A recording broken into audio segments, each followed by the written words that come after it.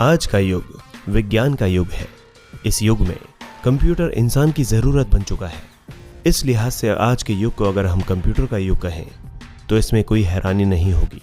शिक्षा से लेकर मनोरंजन और यातायात से लेकर स्वास्थ्य तक लगभग हर एक क्षेत्र में कंप्यूटर ने अपनी उपयोगिता को सिद्ध किया है। बावजूद इससे जुड़े कई सारे ऐसे पहलू भी हैं जिनसे हम बेखबर हैं। क्या है वो पहलू, आइए जानते हैं आज के इस वीडियो के माध्यम से। चार्ल्स बेबेज ने की शुरुआत। बात 18वीं सदी की है। पूरी दुनिया तकनीक के नाम से बिल्कुल अनजान थी।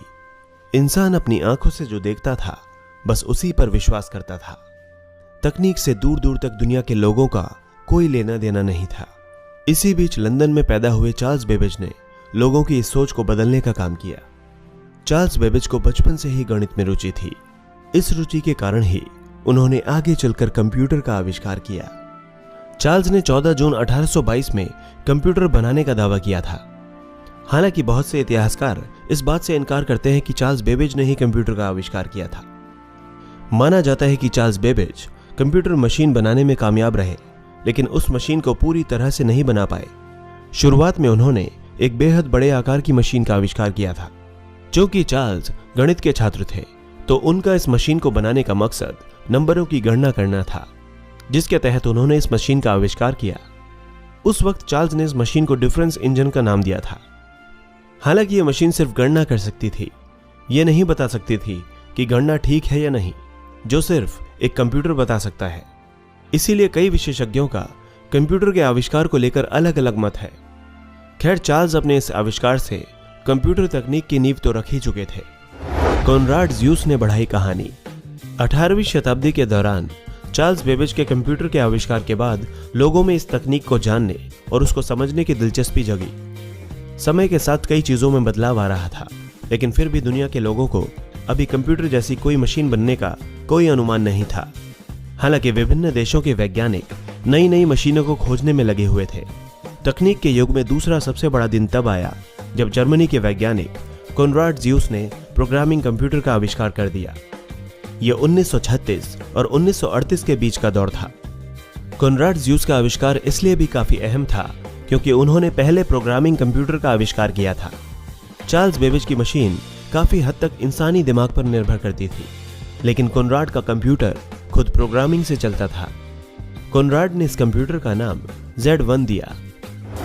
डिजिटल कंप्यूटर ने बदली तस्वीर। कॉनराड ज़्यूस के आविष्कार के बाद यूरोपियन देशों में नई क्रांति का संचार हो गया था। समय के साथ कंप्यूटर की मांग बढ़ती जा रही थी। कंप्यूटर के आविष्कार ने बहुत से लोगों को प्रभावित किया। यह हजारों लोगों के काम को खुद अकेला ही कर सकता था।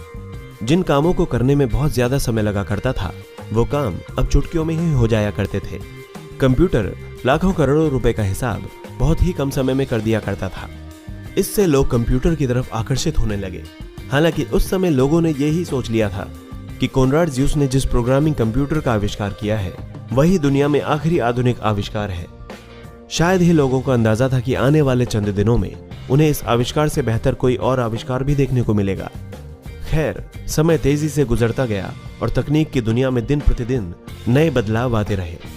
हर नया बदलाव इंसान को चौंका देता है और उसको सोचने पर मजबूर कर देता है कि विज्ञान बहुत तेजी से दुनिया में छा रहा है। जे प्रेस्पर एकर्ट ने दिया डिजिटल कंप्यूटर। कॉनराड ज़्यूस के आविष्कार के चंद सालों बाद लोग तकनीक की दुनिया में एक नए आविष्कार के गवाह बने जब जे प्रेस्पर एकर्ट ने दुनिया को पहला इलेक्ट्रॉनिक कंप्यूटर दिया। यह कंप्यूटर पूरी तरह से डिजिटल था। सबसे बड़ी बात यह थी कि इस कंप्यूटर के बाद से ही हर इलेक्ट्रॉनिक उपकरण डिजिटल रूप में आने लगा। सालों से उपयोग की जा रही सुई वाली घड़ी की जगह डिजिटल घड़ी ने ले ली। ये सब चीजें जे प्रेस्पर एकर्ट के डिजिटल कंप्यूटर खोजने के बाद वजूद में आई थी। एकर्ट ने डिजिटल कंप्यूटर की खोज साल 1946 में की थी। जे प्रेस्पर एकर्ट ने डिजिटल कंप्यूटर की खोज अपने प्रोफेसर जॉन मॉकली के साथ मिलकर की थी। जॉन मॉकली ही एकर्ट को विज्ञान पढ़ाया करते थे। दोनों ने डिजिटल कंप्यूटर की खोज के बाद इसको पेटेंट कराया और सरकार से डिजिटल कंप्यूटर बनाने का अनुबंध तय कर लिया।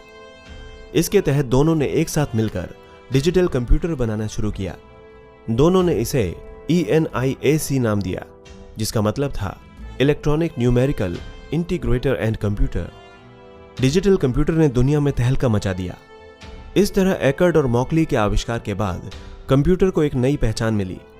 आगे चलकर डिजिटल कंप्यूटर की उपयोगिता को देखते हुए यूएस आर्मी ने संख्याओं की गणना के लिए इसका इस्तेमाल करना शुरू कर दिया था।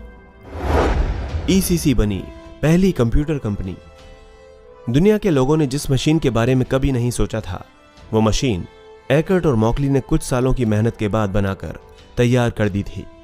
संयुक्त रूप से बनाया गया कंप्यूटर उनकी सबसे बड़ी ताकत बन चुका था। कंप्यूटर के आविष्कार के बाद सबसे बड़ी चुनौती थी इसको बनाने की। इसमें सबसे मुश्किल काम यह था कि पूरा फॉर्मूला किसी कंपनी को दिया जाए और फिर उस फॉर्मूले के तहत कई कंप्यूटर तैयार किए जाए। दोनों ने ऐसा करना उचित नहीं समझा, इसलिए दोनों ने संयुक्त रूप से अपनी ही कंप्यूटर कंपनी खोलने का मन बना लिया। दोनों ने डिजिटल कंप्यूटर बनाने की कंपनी खोली और खुद ही कंप्यूटर तैयार करना शुरू कर दिया।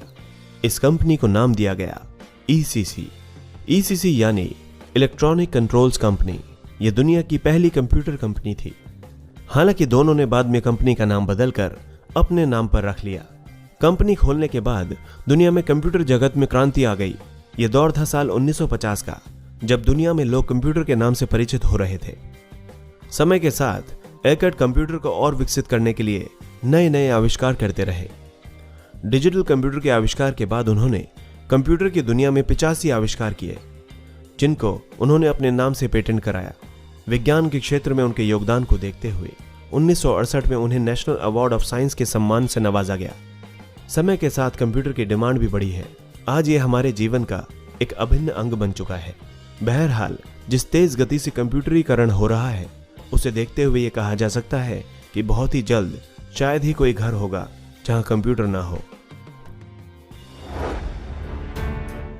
दोस्तों, इसी तरह की इंटरेस्टिंग और इन्फॉर्मेटिव वीडियोस देखने के लिए